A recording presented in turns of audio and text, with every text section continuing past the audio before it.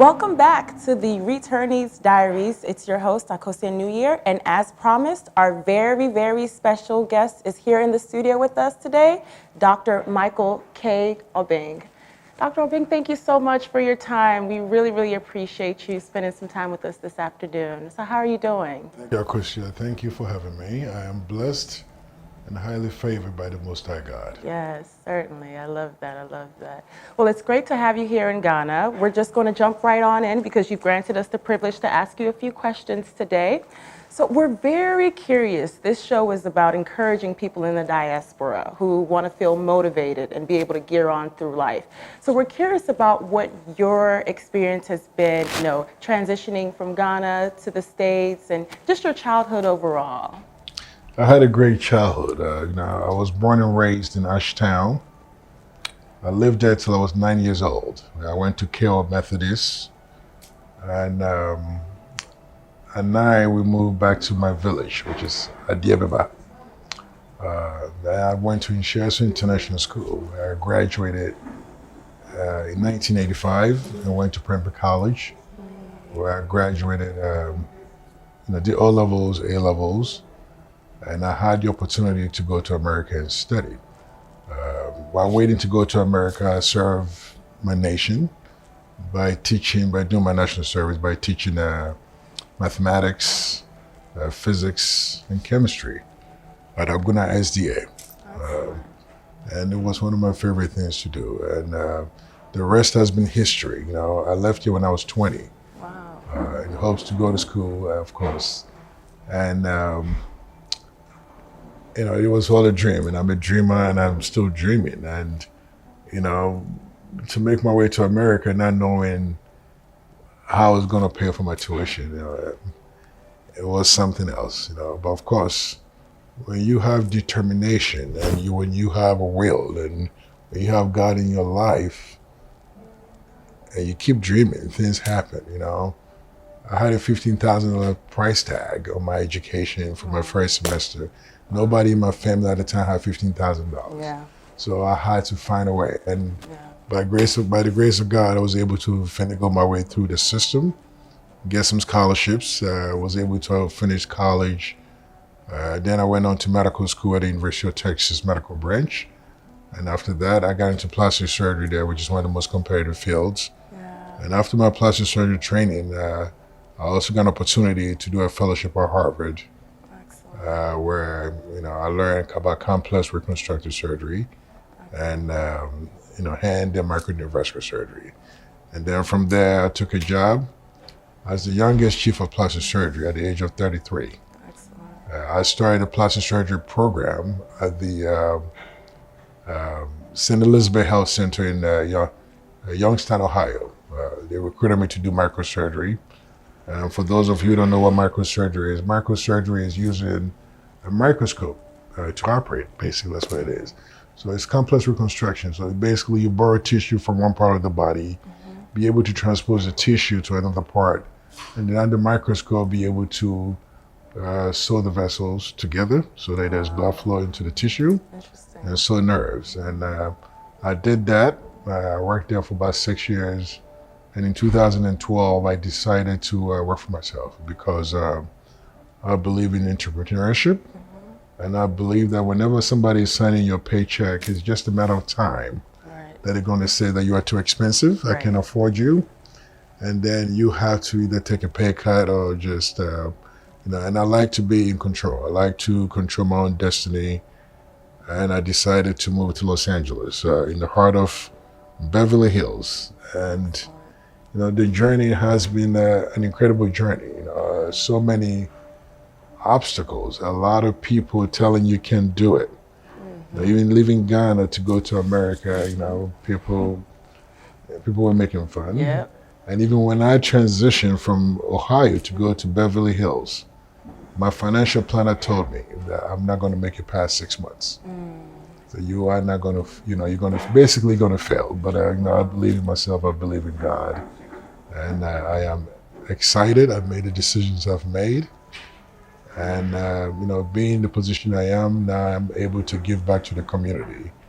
And which is the thriving force in my life. So this That's is wonderful. a snapshot of my journey. That's wonderful. I mean, from the age of 20 till 33, you did so much in such a short span of time. I mean, you mentioned Prempeh College, and just curious about the impact of the college on your overall career and what Yeah, that looked like. Prempeh College, for those of us who did not have fathers, or what do you call them? I crouch for Bushim. Prempeh College taught me how to tie a tie. That's lovely. Okay. It taught me how to use utensils. Okay. Not all of us are fortunate to come from good homes and be able to witness how we eat properly at the table. Prempeh College gave me that. It gave me the discipline as well. And our former headmaster, Mr. R.T. Sackett, may his soul rest in peace. He was a disciplinarian. He instilled discipline in us. He instilled a love of reading.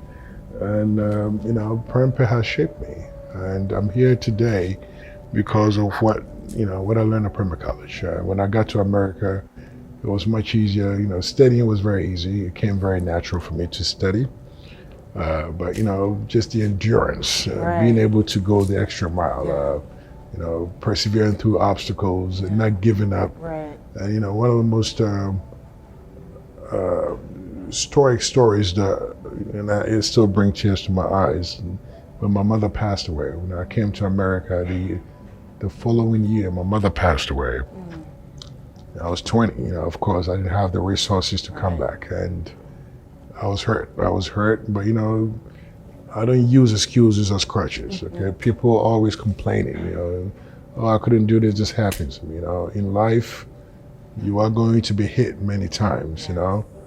When you get hit and you fall down, get up and move forward. When my mother died, I got the phone call, I think on a Monday night. Tuesday, I skipped class. I cried my eyes out. Wednesday, I went back to school. Wow. Because me taking the time off wasn't going to bring my mother back. Wow. But all these things shapes you. Right. All these things shape you. So it's been an incredible journey. Yeah. And I am fortunate and I'm blessed, and I thank God every single day for the life that has been charted for me. Absolutely, absolutely. No, you seem to be leading a very well-disciplined and obviously outcome-driven life. And so we're just curious about what you've done since being in the U.S. with your plastic surgery. I understand you have a plastic surgery facility called Miko. Yes. So what is that like? Yeah, so when I finished my plastic surgery training, when I left Harvard, I was recruited by a Catholic hospital to come and set up their plastic surgery program, and I did that. I worked my tail off, and during that time, I started an organization called Restore, which is the Foundation for Reconstructive Surgery, and Restore stands for Restoring Emotional Stability through Outstanding Reconstructive Efforts. But like I said earlier, I like to be in control of my own destiny. And in 2012, I decided to move. I said, you know what? I want to work for myself. When I want to take time off, I don't need to ask anybody. Right. I just want to say I want to go to Africa and help people. Right. And I did it my way. And even the same thing when I moved to Beverly Hills, people thought I was so stupid. They said, "Who is this young kid coming to Beverly Hills? Real prime real estate?" And of course, I chew more, I bit more than I could chew at the time, but I'm a visionary. I knew that one day I wanted to have my own surgery center, which is a mini hospital, to be able to do surgeries there and not go to hospitals. Right. So initially when I was looking for a place, I looked for a bigger facility, a bigger space. But of course, we get charged by the square foot. Okay. So the bigger the space is, the more rent is. And Right. back then, coming out, my rent was about $20,000 a month. A month? For a little tiny place. Wow. And for 2 years you're paying that, and everybody's like, you're so stupid. But I knew that one day I wanted to have my own surgery center, and by His grace, by the grace of God, I was able to build out 2 surgery centers. Now other doctors use my facility. It's like a mini hospital, and we have state-of-the-art equipment, and it's been great. I don't have to ask anybody permission to do surgery. Right. Anytime I want to do surgery, midnight, Saturday, Sunday, anytime, I can just call my crew and they will show up and we'll do surgery. That's excellent. And that's a blessing. It is. It's excellent. And we understand how passionate you are about your craft, and I know how that kind of spills over into your nonprofit, Restore. I know that you offer free medical services and free reconstructive surgery to adults and children in various African countries. I think that's an exceptional thing. And we also understand that you were here recently being recognized. I feel like I'm not giving you your accolades because we have with us the 2021 International Man of the Year. It's not about it's not about accolades, you have to get your dues. We appreciate that. It's encouraging for us to see people like you go on and do great things and motivates us. So I think it's important that they understand that we have the 2021 International Man of the Year here with us. It's not about accolades. Today, this morning, my village, which is Adiababa Honjo, they knew I was coming here for family reasons, and they asked me if I can stop by so they can honor me. And I did not know it was going to be as big as planned. We got up at 6 in the morning and walked for about 3 hours, and they surprised me. Prempeh College also showed up because I support the Robotics Club, and they won a lot of trophies, so they came to show me their trophies. But accolades are there, but that's not the reason why we work. I do what I do because I love it, and I hope that we can encourage and motivate the young to do even greater things that we've done. I always say today that to me my biggest accolade is for my alma mater, the school that gave me the opportunity to leave Ghana, to ask me to be the commencement speaker. That was probably the biggest thing. The rest of it comes, but for the whole student body of 5,000 people to choose me to come and deliver a message to inspire them before they get into the real world, that meant a lot to me. I think that's probably my biggest accomplishment, of course, apart from my children and some of the things that we've done touching the rest of the world. But Restore has been great, and we're planning to do more work. I'm here today. I'm leaving to go to Cameroon Tuesday to look at different facilities that we can recruit volunteers to go and do work.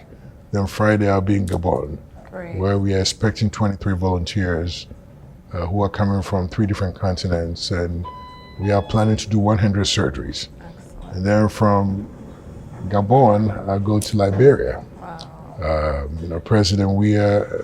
President George Weah and his team, they want us to come and look at the place and see what we can do to help them. So I'll be in Liberia for 2 days, and then from there I'll go to Senegal. I joke around that if I was a trust fund baby, this is what I would do. This is my passion, My passion is to do free surgery. I hate that people have to pay when they have deformities and they can't afford it. Yesterday somebody showed me a video and I almost cried about a lady in the Volta region with a huge tumor.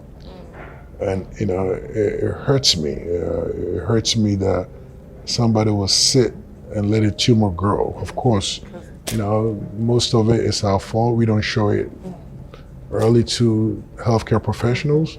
And also when we show it early, sometimes these healthcare professionals that do not have the skill set to be able to do it. So sometimes it's a combination of both. But that's my passion. My passion is to do surgeries, and not just any surgeries that nobody can do.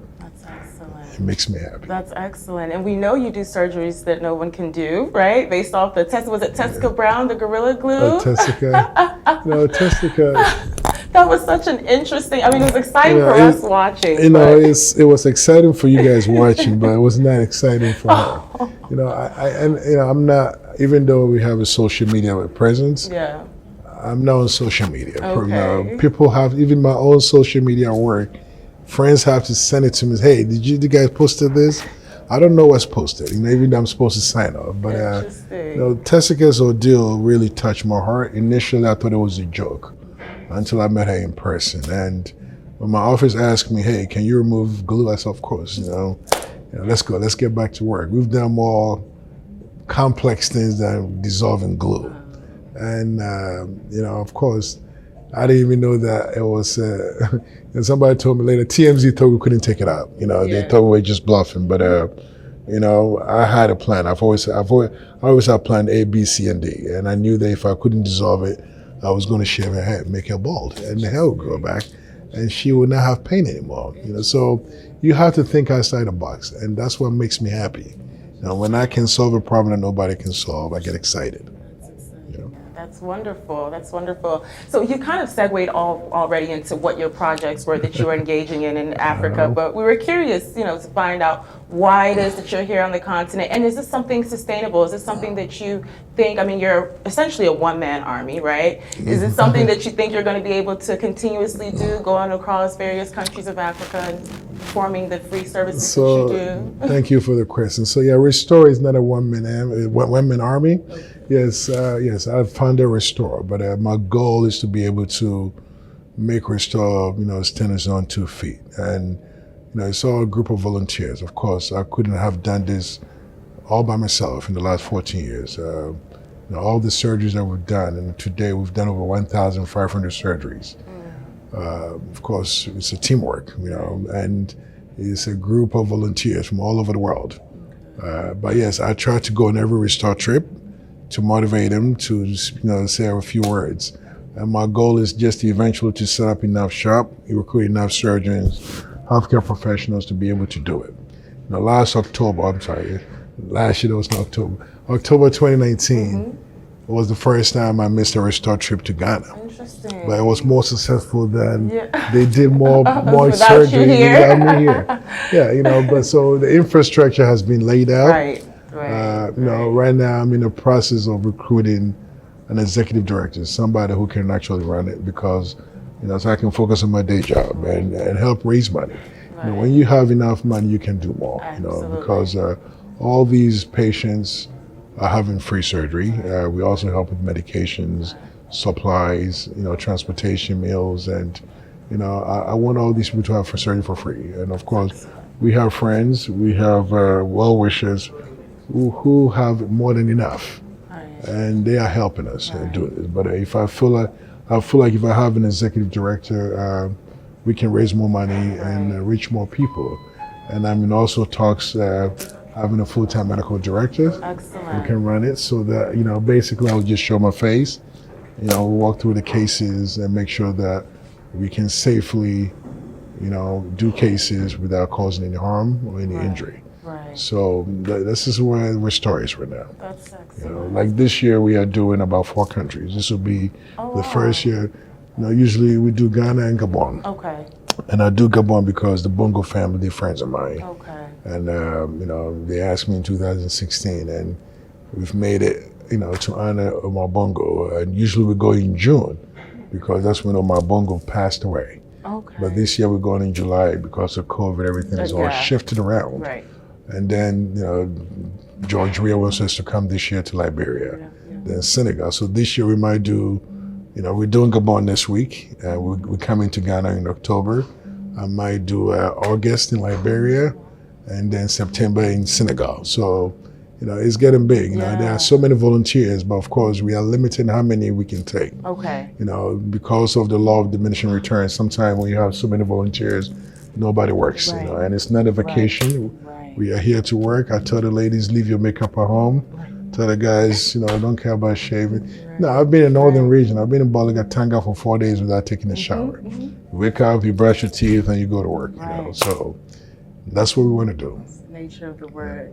I love the fact that you're a visionary. If you don't mind, I'm very big on zodiacs. What's your sign?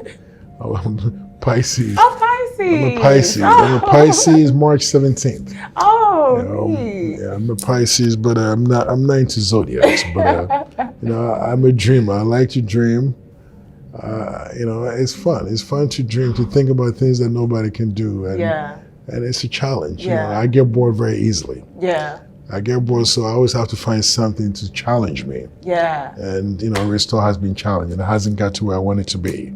And that's why I still dedicate most of my time to restore. That's wonderful. And if it's any bit of a confirmation, Pisces do tend to be visionaries and dreamers. So you do definitely fit that scope. Although you're a little bit more disciplined, and that could be because of Prempeh College, maybe. Maybe it's just not in your chart.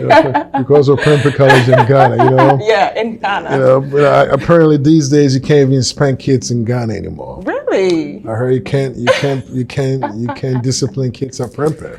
I think they're still working on the implementation part of those policies. I think. I believe in even the Bible talks about Not sparing the rod. Yes, spare the rod and spoil the child. Right. And of course, Proverbs, one of my favorite Bible verses, Proverbs chapter 1 verse 7. It said, "The fear of the Lord is the beginning of wisdom or knowledge." You got to put the fear of God in them. Yeah. And if you put the fear of God in them, kids will do better. Yeah. Prempeh did very well for me. But, I've always been a leader. I went to Insurance International School. I was the school prefect, I like challenges. I like to take roles nobody want to take on. Right. And I like it. I like it, and I do well at it. Right. The kids of this generation are a little different. You think your kids could manage what you went through? I don't think so. I think my daughter might. I have 6 children, but my daughter said something very profound. She's 16, and she's also Pisces. Wow. Excellent. Her birthday is the day before me, and I find I have a newfound respect for my daughter. That. Of course, she doesn't tell me everything. She tells her mom. And her mom is telling me, because my daughter wants to be a reproductive endocrinologist. Wow. When I was 16, I didn't know anything about that, but that's fine. But I found out the reason why she wants to be a reproductive endocrinologist is that she feels like anybody, she wants to make sure that anybody can have a baby. Even a man can have a baby if a man wants to have a baby. What? And I said, wow, I never even thought about it. I thought I'd dream. And my mom, her mom said, don't steal her idea. I said, that's doable. I said, because she claims that if you can make, body parts, organs, in the lab, which we are doing now. We do a 3D printing of kidneys. Okay, you can make a uterus, and the technology is there to implant a uterus into a man.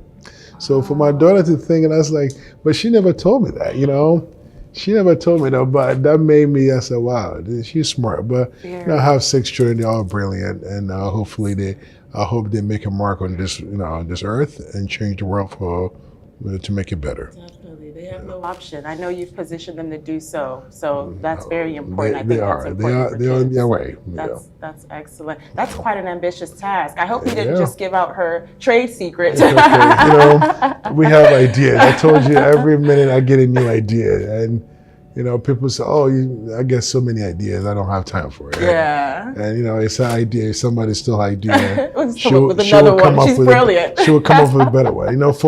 For her to even think that path. Right. Absolutely. I never thought about it that way, and I know that this one day will come to pass. Definitely. Will come to pass that when a couple decides to have a child.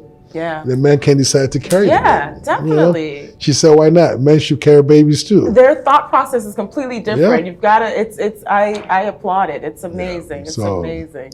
I'm very proud of all my children. As you should be. I'm proud of her. I haven't even met her yet.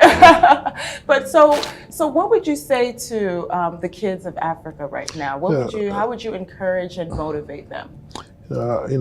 Children these days, at a great advantage and also at a great disadvantage. And it's sad to say that. The internet age has changed everything. When we were growing up in Ghana, we were having this conversation yesterday. Nothing was in real time. We were using textbooks that were old. Okay. Now children can access the internet and access information to their own good and sometimes to their own detriment. So my advice to children right now, continue to work hard, dream.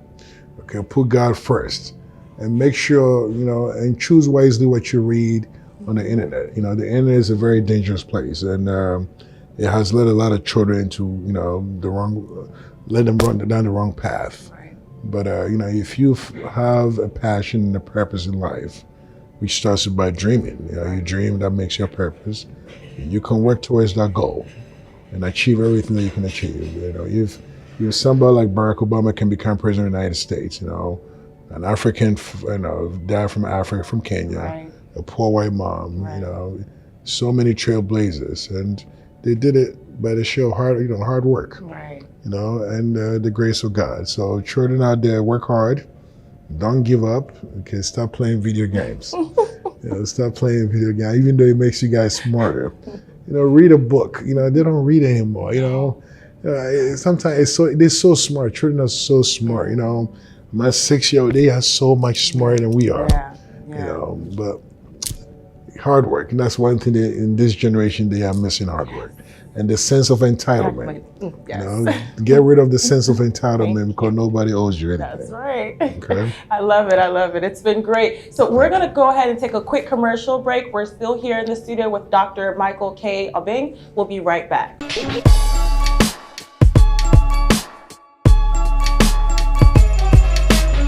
Hello, beautiful people of Africa. It's your girl, Akosua Newyear. We'll be sharing with you some beautifully inspiring African diaspora stories. Stories that will not only encourage you, but motivate you to gear on in life. These stories will be educating, informative, and very entertaining.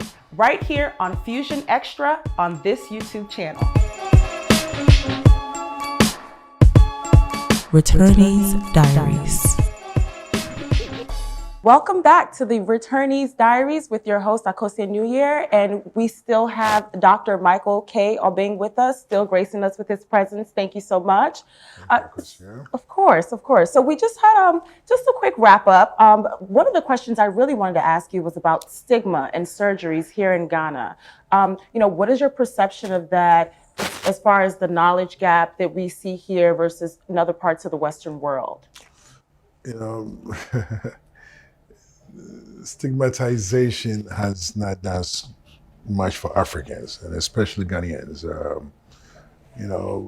I think the older generation is still afraid of the medical system, the healthcare system. A lot of people are living with tumors that they're afraid to go to the doctor because they feel like if they had surgery, they would die. Not too long ago, we were still battling, high maternal mortality rates. Okay. For a country like Ghana, it's not acceptable. But the stigma is still there. This morning I saw my aunt, my mom's oldest sister. She's 90, and apparently she's been crying every day because she has a tumor. She has a parotid tumor. It's not malignant, which means it's not cancer. It's a space-forming tumor. It hurts. So but apparently she cries every night because she thinks she's going to die. Because, my cousin, who is also a nurse in the U.S., said she needs surgery. And ever since she heard about surgery, she cries. That's that stigma. And, not too long ago in 2009, the Restore team were, we are Konfonoche Teaching Hospital, CATH. And it's with a group of volunteers from the United States. And the first question, when I got out of the operating room from a trained media personnel, first question that he asked me is, "Doctor, so far how many casualties?" You are young, you probably don't know, but this is how we lived. This is how we lived. There was a 50% chance you were not going to come out after surgery, and that stigma is still there. And the older generation, I think, are still, inflicted with that. Okay, putting stigma aside, also a lot of time, people are not seeking health or taking their problems for doctors to look at because of financial reasons. Okay. It's sad. I know that it's free, the system is free, but they still have to, even for them to get a card. Okay, and when Restore comes to Ghana, we pay to get cards if we are using the bigger hospitals. So a lot needs to be done. A lot needs to be done. Of course, healthcare should be free, but it should not be free. People should also invest in their health. But it will take a while before we can get this stigmatization resolved, and it all stems back, or it goes back to education, educating people, let people know that there is help, and also if there somebody, like in the United States, they have social workers, case managers to help people to find resources. Okay, This lady that I was just telling you about, maybe we're talking in the commercial break, with a huge tumor in Akosua, in the Volta region. Right, yeah. This is a disfiguring tumor, okay? This tumor is so big that a lot of surgeons will not even touch her, okay? I like these challenges. Yeah. But, it's a matter of either the tumor is going to kill her first or the surgeon will kill her, okay? Wow. And she is in a conundrum. I'm hoping to see her tomorrow. Tomorrow I'm going to Volta region, to Akwamufie. But the patient lives in Volta region, and I've told them to bring her. Don't worry about money. Don't worry, just whatever I will pay for transportation. At least I can touch her. I can examine her, and I even wonder how she breathes. The tumor has distorted her whole entire face, and she's young. She's only 40 years young, and this is not how it started. It started over like a little pimple. It got bigger. She's probably afraid to go to the hospital because they might cut it off, or maybe she did not have money. And sometimes, of course, the person is also not properly trained to deal with it. So it's a laundry list of things, and all these things can be addressed individually so that we can have better outcomes here in Ghana. Right. So it's great. We understand what you're doing with Restore. And I know you touched base on the fact that here, whenever you all come to Ghana and you're fully operational here, that, prospective clients won't have to pay for certain fees for certain surgeries, right? So on the policy making side, though, do you see a vision for yourself in which, you're speaking with leadership on how to reform and ways around it, ways that, works from what you've experienced in the past? It's very interesting. I've been doing this for 14 years. And of course, I've never had a single call from any of the policymakers, of course, but I've been around different countries. I've seen things through Restore, and of course, practicing medicine in the United States, setting up a microsurgery center and a plastic surgery center for a major hospital, setting up one for myself. I know a thing or two about these things, and it doesn't cost that much money. So, I'm always available, and of course, before Nana became president, I remember meeting with him and I said, I will support you if you make healthcare a priority. And I'm glad that they are focusing on healthcare. Healthcare is not sexy, okay? It's not sexy. It's not football, okay? And it hurts. It hurts. In 2009, I took a group to Tamale and I cried. Okay, at the time, Tamale had a population of about 500,000 people. And the whole town, the whole city, okay, a regional capital, did not have a mammography machine, okay? A mammography machine is what, $15,000? So, how are you going to screen women over the age of 40 for breast cancer, okay? At the time, breast cancer was killing so many young women in Ghana in their 40s. I read an article in 2009, 2010, how breast cancer is killing Ghanaian women. And the number one reason why they did not want to go to the doctor. They'd rather die than lose a breast because they felt like if they lose a breast, they're not going to have a man. So in 2010, it was one of my campaigns where we did a breast cancer reconstruction. We did the first one in 2009, a cath. But 2010, we made it a priority to talk about breast cancer and the ramifications of early detection, okay? And so this is all part of the educational process that the policymakers should be able, this is common sense. You build a stadium in Tamale, okay? And you bring volunteers and it makes you look so bad. As intelligent as all of us are in this room, okay? And of course, our country has a name, the Gold Coast. They think we have money. So you bring in volunteers to Tamale, okay? We came, we helped, we did what we do. And one woman needed a mammogram, and so there's no mammography machine. They have to go to Accra. Not just that one. Also, dialysis machine. In 2009, there was no dialysis centers in Tamale, okay? And kidney disease is very prevalent. So I bet, there are quite a few number of people in Tamale who, needed dialysis. Right. They had to come all the way to Accra, okay? your quality of life is gone. Yeah. Okay, you're getting close to your death. Yeah. Because most places you get dialysis 3 times a week. How many times can those poor people go back and forth? Right. So when you hear these stories and the volunteers see it, they question what's wrong with you guys. 15,000 you can't buy a mammography machine. So these are some of the things, and I hope the policymakers know. And sometimes maybe it doesn't even get back to them. Right. And so there should be a lot of checks and balances just to see. Right. People should make random checks. We go to Bolaga. The last 2 missions or 3 missions, we've been to Bolaga, and I have not inquired more about it. But Ghana, we are at the point, okay, as a beacon of light, for Africa, where people emulate us. I think we should start doing much better when it comes to healthcare.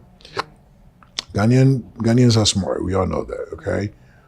The same wealthy people who are leaving Ghana to go overseas and get checkups, Right. when they go, they see Ghanaian doctors, okay? I'm going to charge you 10 times that you would probably pay a Ghanaian doctor here. So, I always, I always tell my friend, all the wealthy ones, if you put all your money together, okay, you guys can build a medical center of excellence. Yeah. Okay, thanks to telemedicine, telehealth. Okay, you can see a cardiologist in New York without being in New York. Right. But you have to have a portal. Somebody has to be here. Come see you. The camera is here. You talk to the doctor. Right. They can even listen to your heart all over. Right. Now, I did my first telemedicine consult in 2000. Okay, when I was an intern. I was an intern. I was working in the brain unit. I had a patient in Antarctica who had frostbite. Okay, we were set up to do that because I trained at a hospital that had a contract with the Texas Department of Corrections, TDC. And of course, you can't let prisoners come to the hospital all the time. So they had invested heavily on telemedicine. That every Monday I have my telemedicine clinic. I would see the prisoners. They'll bring them to the nurse's station. There's the camera. I ask questions. I will tell the nurse, check this, check that, check that. Okay, I will see it. If it's, unequivocal, we will say, bring the patient. But, we were able to make 70% of decisions just through the camera. And we can do that, and we've seen all those people who have died because of oxygen in Ghana. There are so many stories. One of my best friends went to Pembroke College. He works in Silicon Valley. A few years ago, he brought his mother and his wife to Ghana. Mother got here, mother couldn't breathe. Of course, she had a history of cancer. So, when people have cancer, they are prone to get blood clots that can go into their lungs, pulmonary embolism.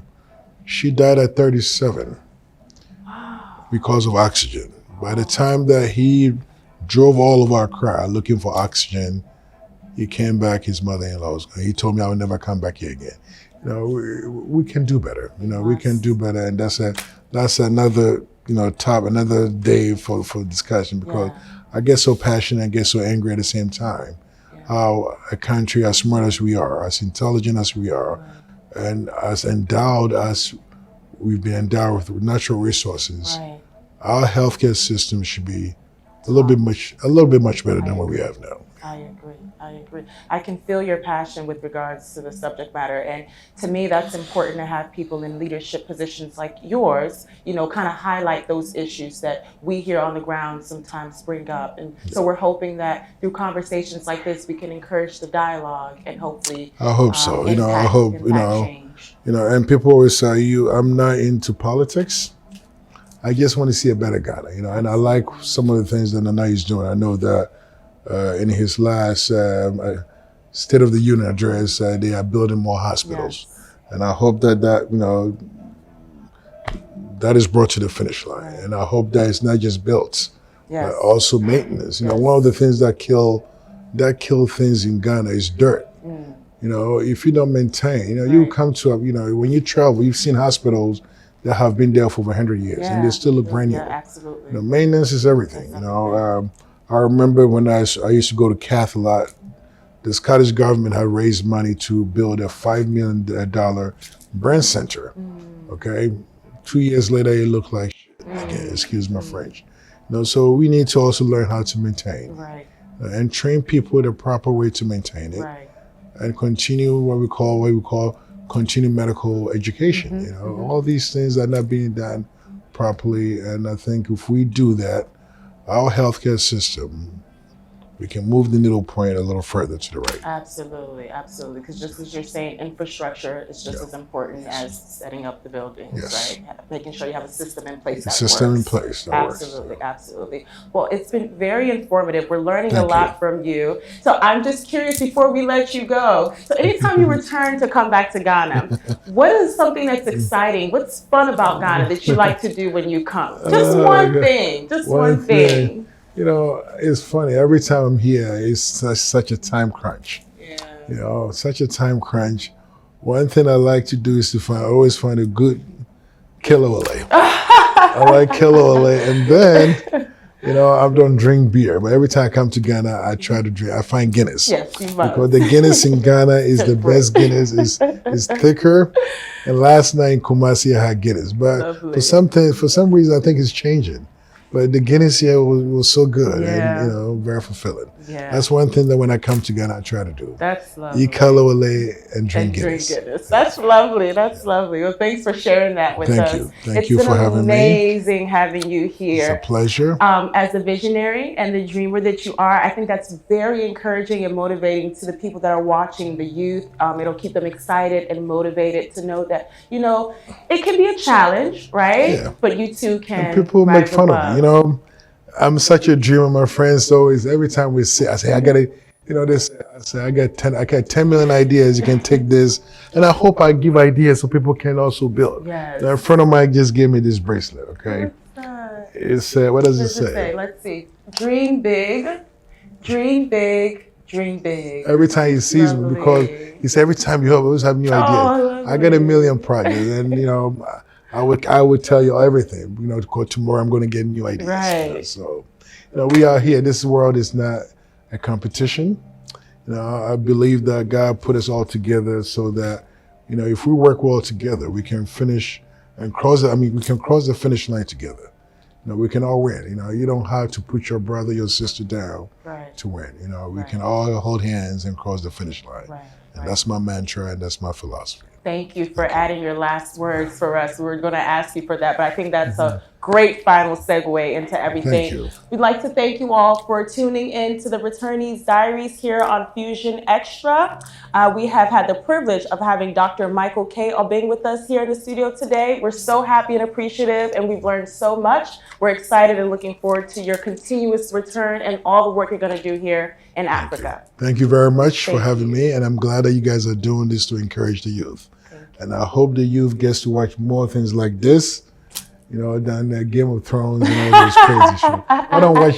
No, it's funny. You know, I don't watch TV, right? Of course, I like sports. I like American football. I watch the news. So, you know, I have a lot of patients who are in shows, okay, reality TV, and when they come to my office and they say, "Oh, I'm on this show," I said, "I'm so sorry, honey. I don't know. You don't know who I am?" I said, "No." I said, "Unless you're on CNN or ESPN, I don't know you." But there's so much garbage out there. So guys, choose what you watch, you know. And before I leave, I want to say something. Please do. 3 years ago, I discovered a very important number: 1440. That has changed my life. And I'll ask you if you know what 1440 is. No, I'm curious. So that's the amount of minutes in a day. And that's how I live my life. I wake up every day. So just imagine that every day that you wake up, God gives you 1,440 cities. It's how well you spend it. Are you going to waste your time and just throw it away? You know, and I tell my friends, you know, you wake up, okay? You're supposed to sleep 8 hours. Average prayer, I sleep 5 hours. I sleep 4-5. Okay, so just do the math and see how much time you have left over. Right. Okay, and that time you have to use that time wisely. So, you know, a lot of time people will send videos, 10 minutes.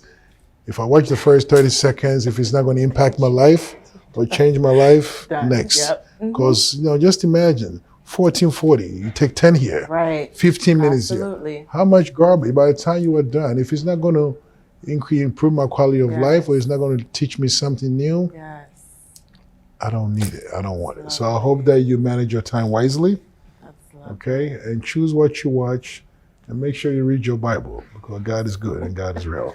Please do, definitely. Thank you so much. Those you are very some great tools that we'll have to stick with. Thank you all so much for tuning in, and we'll see you next time on the Returnees Diaries.